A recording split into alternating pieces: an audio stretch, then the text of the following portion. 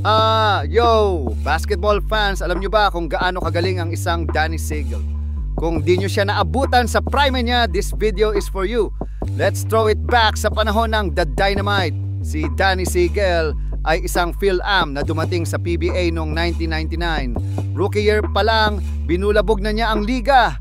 Drafted by San Miguel Beermen at agad siyang gumawa ng impact. Hindi lang role player, superstar agad. PBA Rookie of the Year siya noong 1999 at isa sa mga rare na rookies na nag-average agad ng over 19 points per game. Grabe, di ba?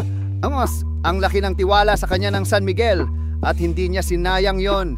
Ang lakas ni Segal sa scoring, smooth jumper, power drives, clutch threes. 6 na beses siyang naging PBA champion kasama ang SMB Dynasty. At eto pa, 4 times finals MVP. Di lang siya scorer, he showed up in the biggest moments. Kahit kalaban mo siya, di mo mapipigilang humanga. From 1999 to early 2000s, unstoppable siya. Consistent 20 plus points per game.